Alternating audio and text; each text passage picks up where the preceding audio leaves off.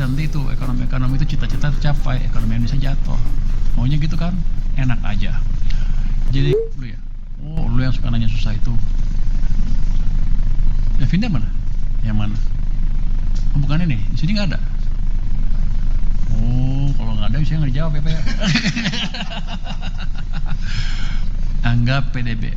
Ekonom anggap PDB Q1 ditopang faktor musiman dan stimulus jangka pendek. Bagaimana strategi Q2 di tengah ruang fiskal sempit, harga minyak naik, dan rupiah loyo. Ini pasti ekonom-ekonom itu kan yang udah salah prediksi kan. Tanya ke mereka, kenapa mereka salah prediksi gitu. Katanya mau hancur ekonomi Indonesia, kok malah tumbuh kencang. Sekarang udah tumbuh kencang, cari alasan lain. Ini saya jelasin. Musiman, ini kan angka pertumbuhan year on year. Musimannya harusnya sudah sebagian besar sudah hilang, kecuali 16 hari karena lebarannya geser 16 hari. Tapi tahun lalu triwulan pertama bukan keluarnya separuh ya, hanya sedikit, hanya 16 hari. Jadi harusnya walaupun dalam musiman itu, dengan kita lihat angka year on year, harusnya sudah hilang dengan signifikan. Oh, karena stimulus, ya emang itu kerjaan kita, mendorong ekonomi supaya ekonomi itu lebih cepat. Terus harus apa? Saya mesti diem? Kan enggak.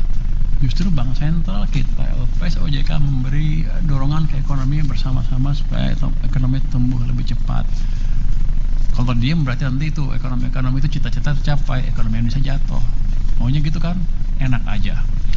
Jadi enggak, kita menjalankan tugas kita seoptimal mungkin untuk menjaga stabilitas ekonomi dan meningkatkan kesejahteraan masyarakat setinggi mungkin, secepat-cepatnya. Yang terakhir nih, Pak Purbaya, bagaimana memastikan rencana KEK finansial di Bali tidak menjadi sekedar tax haven? Memang sudah tahu rencananya seperti apa? Kenapa tiba-tiba ada bilang desain tax haven? Nggak tahu kan?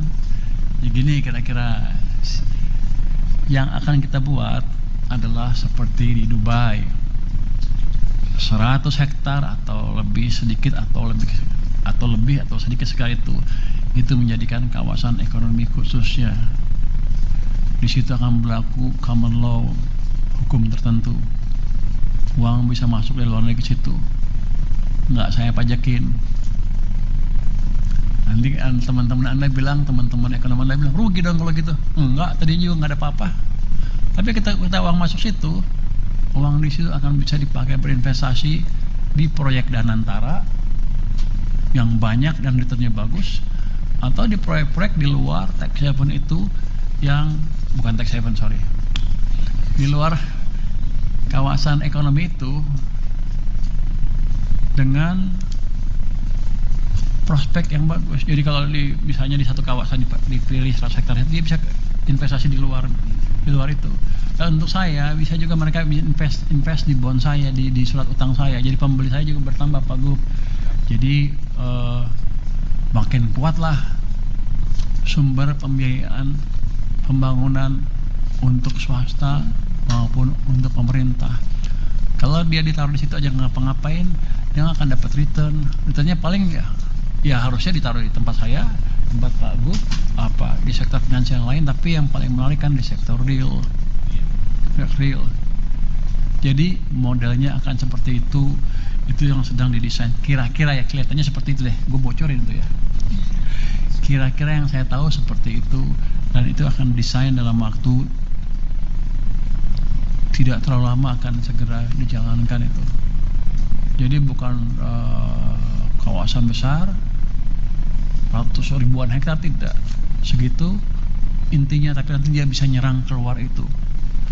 Kalau selama di sentral di tempat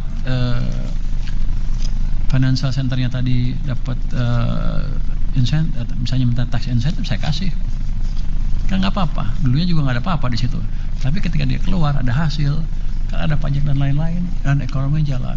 Jadi kita punya sumber pembiayaan baru yang mungkin lebih murah dari sekarang dan membuat pembiayaan kita lebih sustainable. Dan kalau yang masuk ke luar negeri dolarnya banyak, rupiahnya juga akan lebih stabil. Jadi Itu mungkin yang bisa saya sampaikan pada saat ini.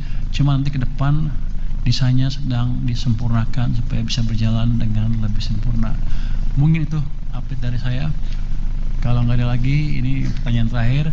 Terima kasih semua teman-teman atas kehadirannya pada sore hari ini. Rapat kami tutup. Wassalamualaikum warahmatullahi wabarakatuh.